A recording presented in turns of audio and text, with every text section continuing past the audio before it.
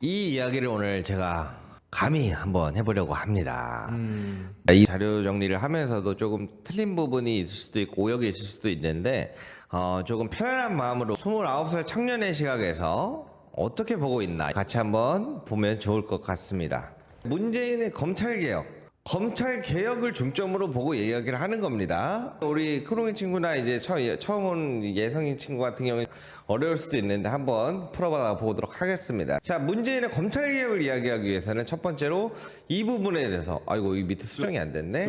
검찰개혁의 거의 첫 시작 부분은 거의 김대중 정부 때 첫 공론화가 되었기 때문에 잠시 시간을 돌려서 김대중 정부 이야기로 잠깐 들어가겠습니다. 자, 무슨 일이 있었냐? 이 뉴스가 그 당시 내용입니다. 90년대 자료의 뉴스예요. 김대중 대통령이죠. 검찰이 바로 서야 된다는 이야기를 합니다. 무슨 얘기냐? 김대중 대통령은 검찰이 바로 서야지만 나라가 선다라고 이야기를 하고 있어요. 그때 당시에 김대중 정부 당시를 기록했던 5년 검찰백서입니다. 그 당시 김대중 대통령은 검찰총장에 대한 인사청문회 제도, 그리고 검찰제도개혁위원회 추진과 특검, 지금은 특검이라는 말이 뭐 입에 자동으로 붙지만 특검 제도라는 걸 도입을 하게 됩니다. 그러면서 개혁 지시를 내려요. 어떻게? 흔들림 없이 개혁하라고 이야기를 합니다. 무슨 말이냐? 검찰이 사실 부정부패나 이런 비리로 인해서 그 신뢰성이 많이 훼손되었다. 그럼 이것을 바로잡으려면 검찰이 직접적으로 그 아픔을 감수하고 스스로 비리를 척결해야지만 그 검찰개혁에 진정한 의미가 있다. 그러니까 검찰개혁을 검찰 자의를 가지고 해야 된다 해서 검찰에 맡긴 거죠. 자, 그러면서 나중에 이 1980년대 봄날의 들꽃이라고 이제 연세대학교에서 강의했던 내용들이 쭉 나옵니다. 그 당시에 검찰의 정치보복이라는 게 어느 정도의 느낌이었냐면 일가 친척이 직장에서 쫓겨나고 김대중 대통령의 집을 200~300명의 경찰이 포위해서 그 일대에는 사람이 살 수도 없었고 누구도 찾아올 수 없었다. 누구든 한번 찾아왔다가 경찰이나 정보부에 끌려가서 경을 친 사람이 수없이 많았다. 그런 김대중이 만약에 대통령 정권을 잡고 여당이 되면 정치보복을 할 것이다 라고 사람들이 얘기를 했는데 워낙 당한 게 많기로 알려진 유명한 인물이기 때문에 정치보복을 하지 않고 김대중이 가만두겠느냐 하는 말인데 김대중 대통령은 이에 대해서 대답합니다. 일리가 있는 말입니다. 근데 제가 당해보니까 이거 못 당해내겠더라 하면서 나는 기독교 신도입니다라고 얘기를 합니다. 예수는 자기 제자에게 자기 잘못한 자를 7번까지 용서할 것입니까라는 물음에 예수는 7번에 70번까지 용서라는 얘기를 같이 하기 시작합니다. 실제로 김대중 대통령은 굉장히 어마어마한 스토리를 가지고 계시더라고요. 납치를 당해가지고 오른쪽 팔목 왼쪽 팔목에 발목에다가 묶여가지고 그 30~40kg 물체가 매달려서 이제 바다에 던져지나 했을 때 극적으로 구출을 당하기도 하고 굉장히 사실은 지금 제가 이 내용을 자료를 다시 정리하면서도 지금으로서는 좀 굉장히 믿기 힘든 그런 전대미문한 사건들이 많이 있었다고 합니다. 이런 여러 정치적 수사에 많이 시달렸던 사람인데 반대로 이 사람은 얘기를 해요. 옥중에서 생각을 했습니다. 나를 죽이려 했던 사람들, 나를 깔아뭉개려 했던 사람들, 무모하게 법정으로 끌고 갔던 사람들, 괴롭혔던 사람들, 이 보복에 대해서 만일 김대중이가 용서한다면 이것은 김대중의 대로서 나로부터 정치 보복을 끊는 단호한 계기가 되지 않겠는가라고 생각을 했다고 합니다. 그래서 3월 1일 기자회견을 통해서 나에게 가해했던 모든 자들을 전적으로 용서하고 불문에 붙이겠다고 전 세계와 국민에 선포를 했습니다. 그래, 한마디로 정리하자면 김대중이라는 사람은 이런 사람이었습니다. 검찰이 바로 서야 나라가 섭니다. 이것은 내가 진짜 하고 싶은 말입니다. 분명히 말하지만 이 정권은 학연지연 구애받지 않고 인사 문제를 깨끗이 할 것이고 권력을 위해 검찰권을 행사해달라고 하지도 않을 것입니다 라고 얘기를 하면서 그렇게 김대중 대통령은 2009년 8월 18일 서거하게 됩니다. 간단하게 정리를 하자면 김대중 대통령은 굉장히 많은 정치적 보복 수사를 많이 당했음에도 불구하고 그 정치적 보복 수사에 대를 끊으려고 했어요. 검찰이 정치적 정권에 따라서 계속해서 휘둘리기 때문에 그 대를 내가 끊겠다. 그래서 검찰의 어떠한 요청권도 행사하지 않겠다. 라고 얘기하면서 검찰의 자주적 독립과 그 독립성을 강화해야 된다. 검찰이 정권에 휘말려서는 안 된다. 대신에 그 개혁은 검찰이 스스로 그 부정부패에 대한 비리를 척결해야지만 그걸 검찰 스스로가 감내를 해야지만 진정한 의미가 있다라고 보고 있습니다. 자, 그러면은 이제 그 다음에는 또 어떤 분이 있었냐? 모두가 잘 아시는 바로 노무현 대통령이 있었습니다. 노무현 대통령도 말 그대로 김대중의 의지를 이어서 검찰개혁을 하겠다고 나섰던 분입니다. 노무현 대통령도 지금까지 검찰이 소신껏 하겠다, 그야말로 중립을 지키겠다고 말했는데 김대중 대통령이 그 정치보복의 대를 끊겠다고 선언을 하면서까지 그렇게 했음에도 불구하고 스스로 중립을 지키지 못했다. 검찰은 그걸 지키지 못했다. 그래서 이 노무현 대통령 유명한 일화가 있죠. 전국 평검사들의 대화. 여기서 나온 그 멘트가 전국 검사들과의 대화에서의 그 검찰개혁에서 멘트가 뭐냐면 이쯤 가면 막가자는 거지요라는 멘트가 여기서 나오게 됩니다. 동부청장에게 대선 전에 전했었던 걸 가지고 이 검사들과 개혁에 대해서 이야기하는 그 전국 검사들과의 대화에서 검찰의 정치적 중립성을 노무현 대통령 당신이 훼손하지 않았냐라는 이야기가 갑자기 나오면서 검사들이 어떻게 보면은 작정을 하고 왔다의 분위기로 거의 이어졌었죠. 검찰 개혁에 대해서 우리 어떻게 개혁하면 좋을까요? 이야기를 할 건데 당신이 어떻게 검찰 개혁을 뭐 논할 수 있냐라는 분위기를 이미 잡고 왔기 때문에 그래서 이쯤 가면은 막 하자는 거지요. 이리 되면 양보 없는 토론이 할 수밖에 없습니다. 대화가 불가능합니다라는 내용이 이때 나온 겁니다. 그만큼 그 당시 검찰 개혁에 대한 반항이 엄청나게 반발이 컸습니다. 그래서 검찰총장은 그 당시에 내목을 철회라고 이야기할 정도로 굉장히 이 반항이 컸다. 그 당시에 검찰 반발에 대한 문재인 정부 운명에 따르면 목불인견, 차마 눈뜨고 볼 수가 없다. 이 자주적으로 독립성을 강화하고 그렇게 좀 셀프 개혁을 하길 바랬는데 검사들과 대화를 나눠보니 차마 눈뜨고 볼 수 없었다. 왜냐? 그 당시에는요, 사실은 개혁안을 들고 온 검사는 한 명도 없었다고 합니다. 그 검찰 개혁을 어떻게 하면 좋을까 검사들과 함께 이야기하는 자리인데 개혁안을 들고 온 검사가 한 명도 없었다고 적혀져 있습니다. 그래서 그 노무현 대통령은 훗날에 뭐라고 얘기를 하냐면 이게 제도를 개혁하지 않고서 검찰의 정치적 중립을 보장하려 한 것은 미련한 짓이었다라고 이야기를 합니다. 그러니까 제도에 대한 개혁의 필요성이 있다라는 것을 이야기하기 시작한 거죠. 그런데 훗날 이게 어떤 사건까지 벌어지게 됐냐면 모두가 아시는 그 시계를 논두렁에 버렸다라고 하는 지금의 일베 사이트에서도 한동안 많이 있었던 그 시계 사건에 검찰이 이제 들어오기 시작합니다. 그 당시 문재인 대통령이 변호사를 맡았었거든요. 근데 그 조사 과정에서는 아예 나온 적이 없는 이야기인데 도대체 그럼 이 시계 이야기가 어디서 나올까? 그때 이 이인규라고 하는 그 당시에 이제 부장검사인가요? 추후에 이제 스트레이트에서 해외에서 만나가지고 인터뷰 취재를 합니다. 그 시계가 제대로 된 그게 맞냐? 이런 이제 여러 가지 인터뷰가 있었는데 뭐라고 대답을 했냐면 내가 입 열면 많은 사람이 다친다. 그렇기 때문에 말하지 않겠다. 대신에 논두렁 시계에 대해서는 국정원에 대한 개입설만 이야기하기 시작합니다. 국정원 개입설이 무엇이냐면 그 당시에 시계에 대해 관련된 내용에 국정원 측에서 언론에 흘려서 적당히 망신 주는 선에서 활용해라라는 이야기가 나오고 있는 게 국정원설입니다. 그리고 그 당시에 그 수사를 맡고 있었던 이인규 이 사람은 추후에 증거 불충분으로 내용을 마무리하게 됩니다. 그렇게 이제 사실은 만들어낸 이야기, 지어낸 이야기로 불리우는 이 시계 사건 이후로 인해서 노무현 대통령은 2009년 5월 13일 서거하게 됩니다. 그리고 나서 어떤 일이 벌어졌냐, 이제 국민장을 치르게 되는데요. 그 당시 이명박 대통령이 당시에 방문을 했을 때 이 장면은 꽤 유명해서 기억나시는 분들도 있을 겁니다. 백원우 의원이 이명박 대통령을 향해서 사과를 요구합니다. 정치 보복으로 인한 살인에 이른 정치 살인입니다. 이명박 대통령은 노무현 전 대통령에게 사죄하십시오 라는 유명한 영상들까지 나오기 시작했죠. 자, 그렇게 해서 이제 노무현 대통령은 안타깝게 세상을 떠나게 되면서 유서를 한 장 남겼습니다. 너무 많은 사람들에게 신세를 졌다. 나로 말미암아 여러 사람이 받은 고통이 너무 크다. 앞으로 받을 고통도 헤아릴 수가 없고 여생도 남에게 짐이 될 수밖에 없다. 건강이 좋지 않아 책을 읽을 수도 글을 쓸 수도 없다. 하지만 너무 슬퍼하지 마라. 삶과 죽음이 모두 자연의 한 조각이 아니겠는가. 미안해하지 마라. 누구도 원망하지 마라. 운명이다. 그리고 집 가까운 곳에 아주 작은 비석 하나만 남겨달라. 오래된 생각이다라는 유서가 나옵니다. 어떻게 보면은 노무현 대통령도 사실은 이 민주주의에 가장 앞장섰던 김대중 대통령 비슷한 면모들이 저는 보이고 생각을 하고 있습니다.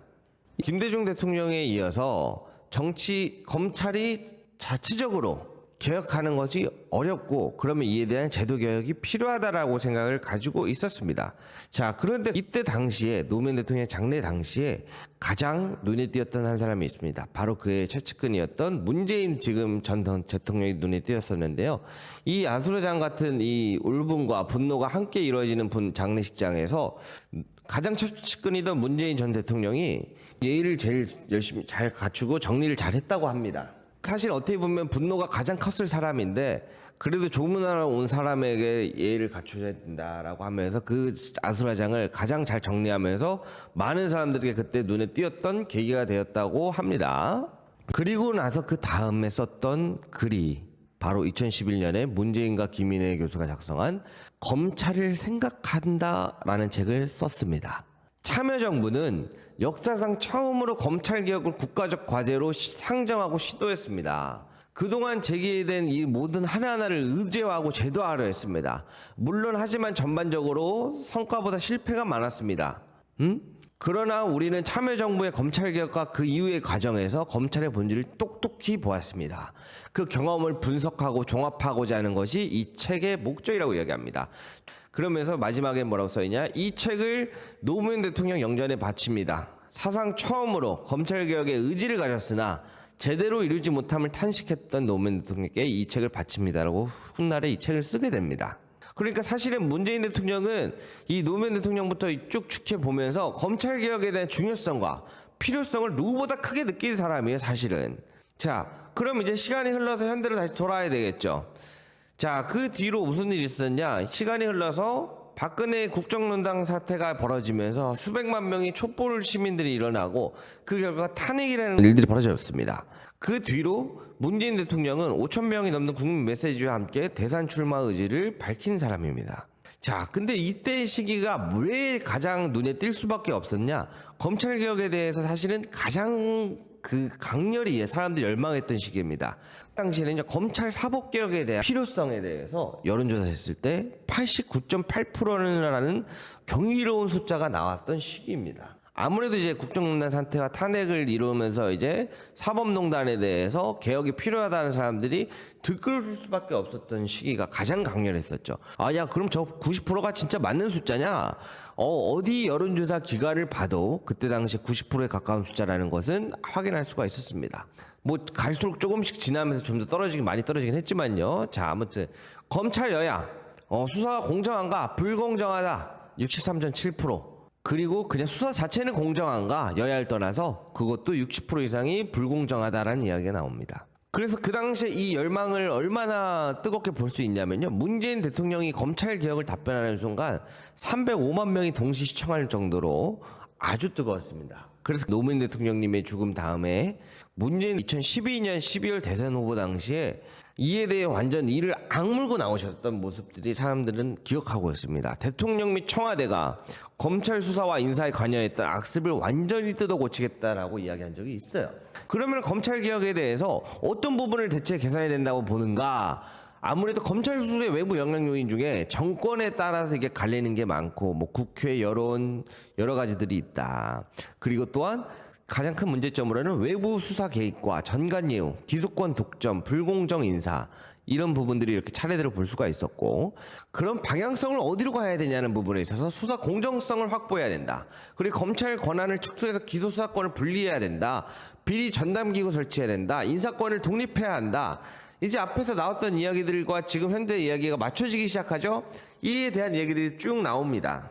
그래서 문재인은 근데 무엇이 달랐냐? 김대중 전 대통령 같은 경우에는 검찰 개혁에 대한 셀프 개혁을 요청을 많이 했었어요. 검찰 스스로 척결하고 그래야만 진정한 검찰 개혁에 대한 이야기를 했고, 그 다음에 그 과정을 지켜본 노무현 대통령은 검사들이 개혁안을 가져온 사람은 한 명도 없었고, 이거를 제도적인 개혁이 필요하다라고 해서 제도적 개혁을 이루려고 했지만 결국엔 이루지 못했습니다. 그 과정을 지켜봤던 문재인 대통령은 사법개혁은 도대체 무언가? 앞에 그 여론조사에서 국민들의 의견을 많이 수렴했었고, 그 앞에 선대 민주주의 체제에서 사법개혁을 이루었던 대통령들의 뜻을 받아서 고위공직자 비리수사처, 공수처, 많이 들어본 이름이죠.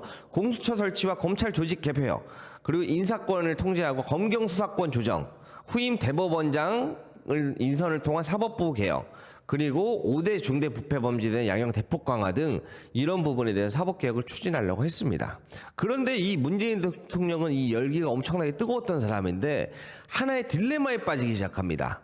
어떤 딜레마가 있냐면, 검찰 개혁을 하기 위해서는 검찰 개혁의 내부 구조를 잘 알고 그걸 잘 이끌어 나갈 사람이 필요한데, 그러려면 또다시 검찰을 앉혀야만 되는 이 딜레마에 빠지기 시작합니다. 아니, 검찰을 개혁해야 하려면 싹 다 갈아치워 엎어야 되는데, 근데 그러려면 검찰 개혁 구조를 잘 알고 있는 사람이 또 필요하단 말이지. 그럼 결국에 돌고 돌아서 다시 검찰 임무를 요직에 앉힐 수밖에 없는 이 딜레마에 빠지기 시작합니다. 이 당시에 이게 어느 정도까지의 문제였냐? 심지어 차기 법무부 장관도 검찰 개혁을 추진할 수 있는 비검찰 출신 인물에 대한 선호도가 굉장히 높았기 때문에 이게 굉장히 컸다는 것을 볼 수 있었습니다. 그래서 검찰총장 후보 추천위의 회의를 통해서 그 당시 차기 검찰 후보군 8명을 추려서 이거를 회의를 통해 4명으로 압축됩니다. 그 당시에 추천됐던 유력한 인사들이 뭐 봉옥이라든가 뭐 김호수, 뭐 윤석열, 뭐 이렇게 여러 명 있었죠. 조희진, 황철규. 그런데 이 후보자를 4명으로 압축을 해서 결국에는 마지막으로 올라갔던 거는 지금의 윤석열 그 당시 검찰총장 후보로 올라갔었죠. 후보자 8군 중에서 압축이 됐었습니다.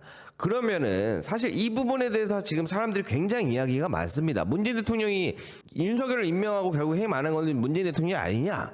그러나 정확하게 짚어봐야 될 게 뭐냐면, 그 당시에 윤석열 검찰총장에 대한 기대감이 어땠냐? 실제로는 이 검찰개혁의 기대감 윤 총장 후보가 잘해낼 것이 59.3%였습니다.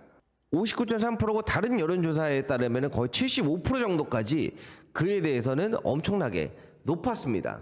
그러나 이제 후에 윤석열 검찰총장에 대해서 되는 것을 끝까지 반대하는 사람이 있었는데, 그 중에 한 분이 조국이었는데, 그럼 저는 한번 생각을 해봅니다.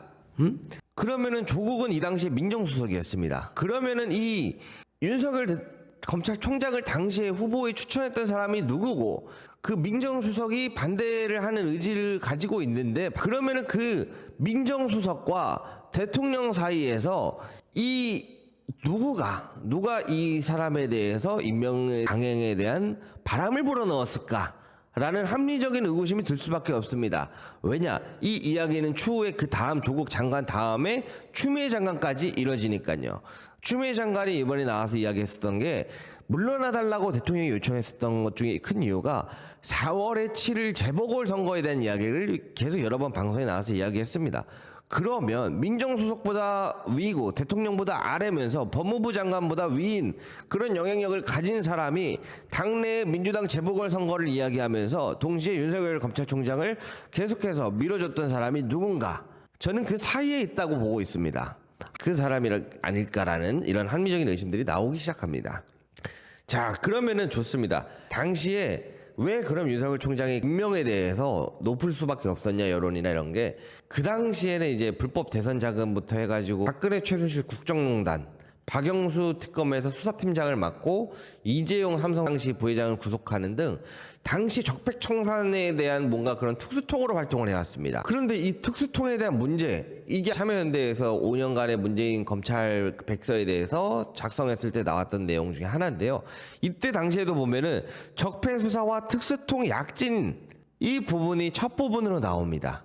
이게 무슨 얘기냐? 사람들이 사법개혁이 89.8%, 이례 없는 숫자가 나올 정도로 높았다는 것을 굉장히 체감할 수 있었는데요. 그럼 그때 당시에 검찰 사법부의 분위기가 강했을까요? 아니요, 오히려 많이 위축되어 있는 상태였다고 합니다. 사람들이 사법개혁에 대한 의지가 굉장히 많았고, 사법부 이라는 피켓이 전국 어디에서 볼 수 있을 정도로 높았으니까요. 그 당시에 문정부가 잡았는데 공수처 설치를 이야기하고 있고 검경의 수사권 분리의 길을 이야기하고 있습니다. 그래서 검찰의 당시의 분위기는 어땠냐고 이야기들이 나오냐면 어떻게 행존을 해야 될지 우리가 전략을 짜야 된다는 이야기들이 나옵니다. 그러면서 가장 이제 화두가 많이 됐던 게 뭐냐면 우리가 살을 내주더라도 무언가 지켜내야 되는데 하나만 지키려면 무엇을 지킬 거냐? 특수통을 지켜내자 라는 이야기들이 내부적으로 나왔다고 합니다.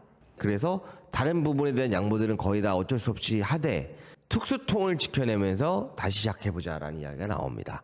그래서 특수통 전진 배치, 그래서 오히려 검사들의 권한은 축소가 됐는데 이게 맞물릴 수밖에 없는 게 박근혜 국정농단 이런 적폐청산 수사들을 같이 해왔기 때문에 이 특수통 강화에 대해서는 사실 어떠한 약간 문제 제기라든가 의심할 그런 구도 자체가 별로 없었습니다. 그렇게 자연스럽게 특수통은 커졌습니다. 그 뒤로 그 커진 특수통이 바로 그 다음에 진행했었던 게 조국 장관 일가에 대한 조사에 시작이 된 게 바로 그 특수통입니다. 자, 여기까지가 이제 앞부분에 대한 일단락에 대한 이야기고, 그러면은 좋습니다. 그러면 문재인 대통령이 이룬 게 없냐? 그렇진 않습니다. 그러려면 하나씩 이야기를 해봐야 되는데 먼저 검수완박에 대해서 이야기를 해봐야 됩니다. 검수완박이 무엇인가? 검찰에 대한 수사권은 완전 박탈인데 우리나라 검찰 수사에 대한 권한이 얼마나 많길래 수사권, 한국, 경찰에 대한 수사지휘권, 자체 수사기력, 경찰보다 우월적 효력 인정, 검찰 영주 청구권, 헌법 규정, 수사 종결권, 기소 독점주의, 편의주의, 공소취소권을 모두 유일하게 가지고 있는 나라가 대한민국이다. 그렇기 때문에 이 검찰 수소 기소 권한을 분리하려고 했었던 게 검수완박입니다. 너무 독점 체제로 가지고 있기 때문에. 그러면 이거를 어떻게 분리하려고 했는가? 경찰의 수사권과 이 검사의 직접 수사 범위를 줄여가지고 검사 같은 경우에는 부패, 경제, 공직자 선거 등 이 대통령령으로 정하는 중요 범죄 그 외를 제외하고는 경찰이 수사할 수 있도록 하는 부분들이 추가하자라는 이야기들이 나왔습니다. 이 이야기들이 사실은 그 싸움이 굉장히 그 당시 오래됐었는데 그래서 결론적으로 간단하게 보면 어떻게 보기 편하냐면 자 바로 이 부분입니다. 수사 지휘, 종결, 기소에 대한 부분 이런 부분에서 검찰은 부패와 공직자 선거 범죄 등 일부 중요 범죄만 수사할 수 있도록 일부 범죄만 원래는 마음껏 수사하고 마음껏 기소가 전부 다 가능했습니다. 수사 지휘, 종결, 기소 다 가능했는데 중요한 부분에 대한 일부 수사만 할 수 있게끔 그리고 불송치 사건에 대해서 재수사 요청을 하고 그에 대해 기소할 수 있게끔 변경되었습니다. 그리고 경찰 같은 경우는 자체 수사를 종결할 수 있는 힘과 모든 수사를 할 수 있다라는 게 생겨나기 시작했죠. 그러니까 검찰 선진화를 이루어내려고 했다고 볼 수 있겠습니다. 이 검찰 선진화 같은 경우는 미국과 영국은 왜 이렇게 적어요? 라고 얘기를 하는데 반대로 미국 같은 경우에는 미국 스스로가 이야기를 하고 있습니다. 검찰에 대한 힘이 너무 막강해지면 그거를 누구도 막을 수 없다. 가장 견제하는 것이 바로 그런 부분이다. 그렇기 때문에 오히려 계속해서 내려놓을 생각을 해야 되고 계속해서 내려놓을 방안을 찾아야 한다. 라고 하는 게 미영의 선진체제입니다. 그래서 한국도 어떻게 보면은 이런 부분에 있어서 검찰 선진화에 대한 발돋움을 따라갔다. 라고 볼 수 있겠습니다. 하지만 무슨 문제가 있었냐? 이번에 한동훈 장관이 요 몇 달 전에 나와가지고 검사가 수사 개시할 수 있는 범죄 범위가 작다. 마약 수사도 해야 되고 뭐도 해야 되는데 이런 얘기가 작다 하면서 부패 범죄, 경제 범죄 등 대통령령으로 중요한 이 이야기를 다시 꺼내기 시작합니다. 이것을 대통령 시행령을 통해서 다시 원상복귀를 시킨 겁니다. 아니 이거를 몇 세대에 걸쳐서 이렇게 열심히 해가지고 입법하고 제도화한 거를 이렇게 한 방에 돌릴 수 있느냐? 이게 가능하냐? 법적으로는 쉽지 않습니다. 그런데 한 가지 간과한 게 있습니다. 법제처에서는 한동훈 장관의 해석에 대해서 인정을 합니다. 그러면서 그간 쌓아왔었던 이 검찰 선진화 체제를 만들어가려 했었던 것들이 다시 원점으로 돌아왔다. 사실 어떠한 노력도 개혁도 안 한 게 아니었고 굉장히 많은 것들이 지나가고 있었고 굉장히 큰 싸움들이 일어나고 있었습니다. 반대로 지금 사람들이 그에 대한 원망을 문재인 대통령에게 돌리는 그 순간 이런 것들이 다시 원점으로 돌아오고 있습니다. 어떤 것에 주목을 해야 되는지 저는 그 부분에 대해서 이야기를 하고 싶은데요. 자, 그러면 좋습니다. 다음에 넘어가야 될 이야기가 하나가 더 있죠. 바로 공수처입니다. 고위공직자나 이런 정권의 비리나 이 검사들에 대한 이 수사 기소할 수 있는 견제기관이 필요하다. 그렇지 않으면 이 기관들을 날뛰는 걸 막을 수가 없다라고 해서 만들어지는 게 공수처 설치인데요. 이 공수처 설치가 그러면 어느 정도의 의미를 가지고 있었냐? 바로 윤석열 대선 후보 당시에 이 대선 후보 조항을 보면은 알 수 있을 겁니다. 공수처 우선 수사에 대한 독소 조항을 삭제시키고 문제가 계속되면 공수처를 폐지를 하겠다. 이 당시에 공수처의 이런 상징적인 의미는 검사 체제에 대한 균열을 냈다라는 평가까지 이루어질 정도로 사실은 굉장히 한쪽으로는 기대가 컸었던 그런 역할이라는 견제기관으로서의 작용을 합니다. 자, 그러나 문제가 뭐였냐? 공수처도 사실은 문제가 여러 가지 문제들이 생기게 직면하기 시작합니다. 인력도 부족한 것이 있었고 수사 결과에 대한 미흡 비판도 있었는데 공직자의 뇌물을 수사할 수 있지만 또한 중기업의 배임 행령을 수사할 수 없는 권한도 제한적이다. 공수처는 법조인들의 무덤이라고 불리기도 한다라면서 굉장히 그 안에서도 쉽지 않은 부분들이 많이 보였습니다. 원래는 참여정부 공수처는 수사권만 있었다. 그러나 지금의 공수처는 기소권까지 함께 가져간다. 굉장히 미미한 것 같지만 사실 이 안에서도 조금씩 발전을 계속해서 해오고 있었습니다. 그런데 어느덧 벌써 시간은 흘러버립니다. 2024년이 되면 공수처장에 대한 임기가 3년의 임기가 종료가 됩니다. 23년도까지입니다. 24년이 되면 내려놔야 되는데 어떤 일들이 있었냐? 윤석열 공수처장에 대한 개혁을 명한 적이 있습니다.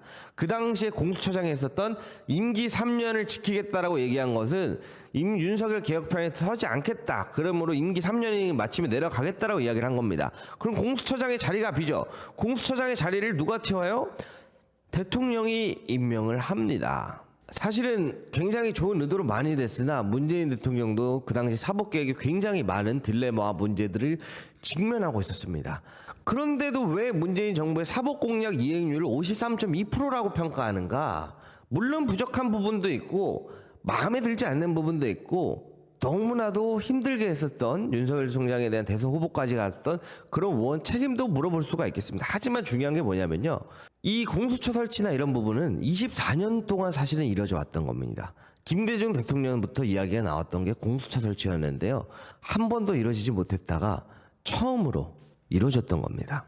1996년 참여연대에서 공수처 설치 입법 청원에서부터 노무현 대통령, 이명박 어느 정부를 거쳐도 하지 못했었던 거를 사실은 문재인 대통령한테 처음 설치한 겁니다. 저는 그 하나로도 사실 굉장히 큰 의미를 가지고 있는데 그거에 대해서 또 그렇지 않다고 생각하시는 분들이 있다면 그 부분은 한번 이런 부분에서 한번 다시 한번 생각을 해봤으면 좋지 않을까라고 생각합니다.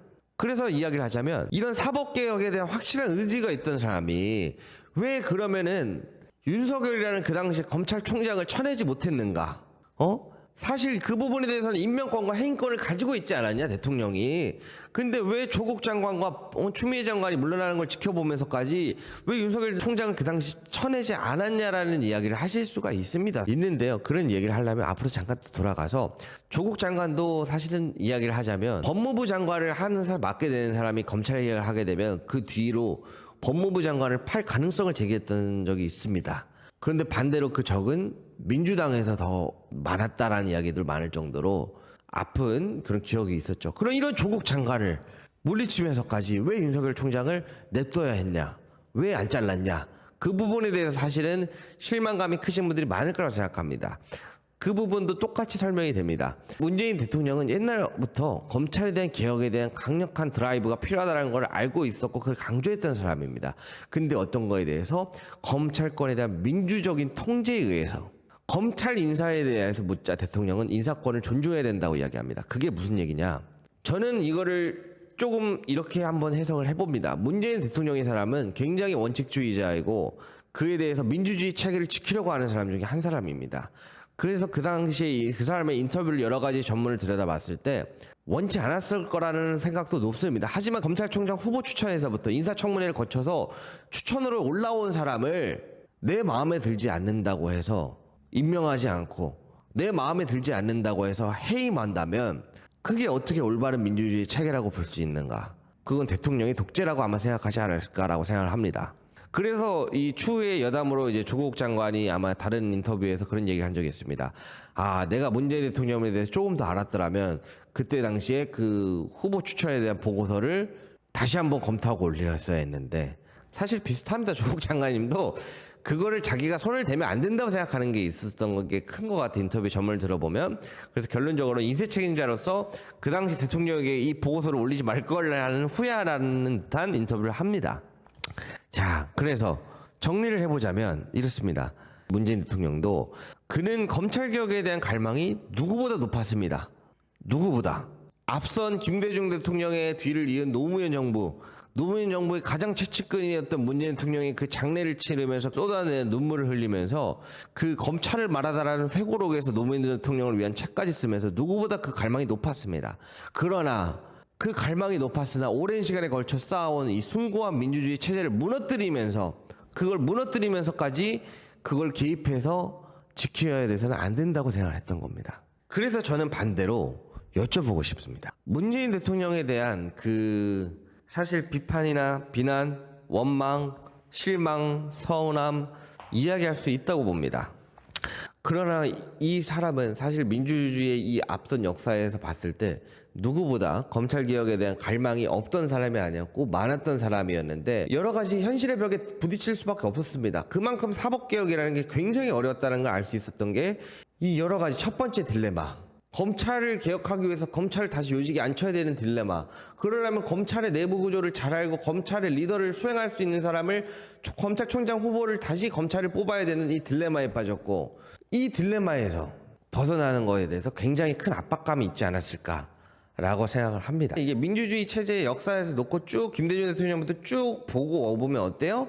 굉장히 쉽지 않은 부분들이 많았죠. 김대중 대통령 때는 셀프 개혁. 검찰이 자기 자신 스스로가 그거 비리를 잘라내고 부패를 척결하는 그 아픔을 스스로 느껴야지만 검찰 개혁의 의미가 있다라고 얘기를 했었고 두 번째 노무현 정부에서는 그걸 지켜봤을 때 아니다. 이게 검사들이 생각해 보니까 스스로 셀프 개혁을 안 한다. 정치적 중립을 못 지키는 게 아니라 안 지킨다. 사실 검사들도 그들의 권력과 소유가 있는 기관이기 때문에 그들이 이권에 따라서 움직이는 사람들이다. 그렇기 때문에 제도적인 개혁으로 막아야겠다 해서 제도적 개혁을 하려고 했습니다. 그리고 그 끝의 결말에 노무현 대통령은 죽음이었습니다라고 얘기했던 문재인 대통령의 본능은 그 책에서도 느껴질 수 있었는데요. 문재인 대통령은 그래서 그 다음 단계를 나선 공수처와 검찰 권한 축소, 검수완박, 이 수사권 분리를 이뤄냈고 검수처를 하려 했고 이 여러 가지 부분들은 그 앞에서도 없었던 부분들이 있었고 단계별로 진행돼 왔었던 겁니다. 그런데 우리가 그 윤석열 총장 후보를 임명하고 해임하지 않았다라는 이유로 가장 큰 이유로 작용하고 있는데요. 그리고 사법개혁이 잘 이루어지지 않았다라는 그 두 부분이 아마 실망감이 많으신 분들이 많을 거라고 생각합니다.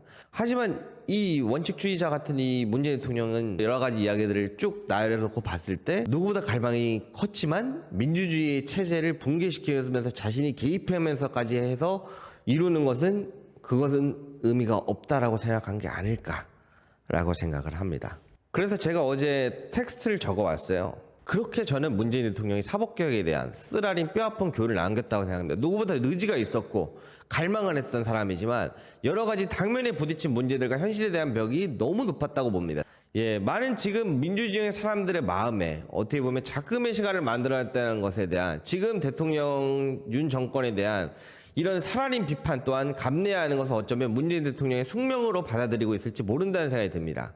그러면 저는 문재인 대통령에 대한 이런 날선 비판과 화살을 정조준하는 사람들에게 한번 물어보고 싶어졌습니다. 그 울분으로 가득 찬 작금의 화살이 문재인 대통령을 향한 총칼로 변하는 순간 대체 그 누가 다음에 사법개혁을 위해서 감히 나설 수 있을까라는 질문을 던져봅니다. 이 오랜 시간에 걸쳐서 이 자리 잡은 가장 강력한 기득권과 맞서야 되고 조국 장관 일가와 추미애 법무부 장관이 무너지는 것을 지켜보고 그에 대한 모든 보도를 했었던 방송국과 기자들, 정치인들이 주변이 도륙이 났는데 정의는 살아있다. 언젠가 정의는 승리한다. 이 민주주의 희대의 정신을 가지고 자신의 모든 것을 내려놓고 몸바치며 싸워왔던 사람에게 그 화살이 돌아가고 있는 모습을 본다면 그 누가 다시 한번 사법개혁에 대한 진정을 가지고 내가 한번 해보겠습니다 하고 도전장을 내밀고 나설 수 있겠냐. 물론 결과가 좋지 않고 내 마음에 들지 않는다고 해서 시도조차 겁나서 두려워했던 사람들이 엄청나게 많았는데 그 사람들을 대신해서 지내했던 사람에게 야 그래도 잘했다. 용기 냈다. 너무 뼈아픈 경험이지만 우리는 또 다른 교훈을 얻어냈다라고 이야기를 해주지 못할 망정 그 책임을 온전히 전가하고 그에 대한 책임을 온전히 문재인 대통령에게 물어뜯는다면 그게 어떻게 민주주의 사회라고 할 수 있겠습니까? 저는 이걸 자료를 준비하면서 민주주의에서 진보의 역사에서 민주당의 과거에서부터 사법개혁에 대한 의지를 보았습니다. 아무래도 사법개혁에 대한 의지를 이야기하는 사람들은 넘쳐날 것입니다. 사법개혁을 이룰 방법을 고민하는 사람은 적을 것이며 사법개혁을 이룰 수 있는 사람은 몇 되지 않는다고 생각합니다. 이게 무슨 이야기냐? 사법개혁이란 건 굉장히 힘든 겁니다. 이재명 당대표도 검찰이 달려들이 힘든 건 사실이라고 그 힘듦을 이야기한 적이 있고요. 반대로 사법개혁에 대한 이야기를 하는 사람이 많다는 것은 같은 말로 사법개혁을 외치지만 전혀 다른 뜻을 가지고 있는 사법개혁을 외치는 사람은 수없이 많을 거랍니다. 그래서 제가 생각하기에는 딱 두 가지의 마지막 결론을 내리고 싶습니다. 첫 번째로는 이번 총선이 얼마 남지 않았는데 사법개혁을 외치면서 총선에 나오려는 사람들도 수도 없이 많을 거라고 봅니다. 근데요, 저는 그 사법개혁의 속뜻을 정확하게 알 수 없다고 생각합니다. 그래서 저는 요청하고 싶은 게 민주당의 총선 출마자들이 사법개혁에 대한 어떠한 의지를 가지고 있는지, 저는 총선 출마자들은 모두 블루웨이브에다가 그에 대한 의지에 대한 글, 칼럼이든 리뷰든 뭐든 작성을 해야 한다고 봅니다. 왜냐하면 사법개혁의 뜻을 다른 뜻으로 이야기하는 사람들이 너무 많기 때문입니다. 어느 당 후보인지 헷갈리는 사람들을 내놓고 민주당을 지지하는 자들이 표를 모아줄 리가 없다라는 저는 노무현 대통령의 말을 빌어서 하고 싶습니다. 자, 그렇다면 정리하고 싶은 이야기의 마지막은 뭐냐? 문재인 대통령은 사법개혁에 대한 분노가 굉장히 컸지만 현실의 벽은 오랜 시간에 걸쳐서 훨씬 단단해져 왔습니다. 그런 그 벽을 깨트릴 수 있는 사람은 그 분노를 넘어설 수 있는 사람만이 가능하다고 봅니다. 저는 그래서 이야기를 해봅니다. 이 사법개혁에 대한 정말 강렬한 분노를 뛰어넘어서는 신념을 가진 사람만이 다시 한번 이 사법개혁의 그 다음 단계를 밟을 수 있는 준비가 되어 있지 않을까라고 생각합니다. 저는 개딸도 아니고요, 강성 지지자도 아니고, 그런데 만약에 저한테 다음 대통령에 한 명 꼽아야 된다면 누굴 꼽을 거냐? 저는 단연코 사법개혁에 있어서는 이재명 대표를 따를 사람이 없다라고 생각합니다. 왜냐? 이 숫자가 의미하는 게 굉장히 크다고 보거든요. 그 앞에서도 엄청난 열정과 갈망이 있었어도 힘들었는데 그 단단해진 벽을 뚫으려면은 이에 대한 내성과 강렬한 의지를 넘은 신념이 있어야만 진정한 민주주의 사법개혁을 이뤄낼 수 있을 거라고 봅니다. 그렇기 때문에 이렇게 해서 민주주의에 있는 문재인과 그리고 검찰개혁 그리고 이재명에 대한 내용을 마치도록 하겠습니다. 근데 이 전체적인 역사의 흐름을 놓고 보면 어떻게 보면 지금 당장은 내 마음에 들지 않는 검찰개혁이고 성이 안 차는 검찰개혁이지만 민주주의의 역사는 더디지만 진보한 것처럼 지나여 오고 있었던 겁니다. 다음 단계 스텝을 밟았습니다. 그는 분명히 다음 단계를 밟은 사람입니다. 문재인 정부는 김대중과 노무현 정부의 계승자가 저는 맞다고 생각합니다. 감사합니다.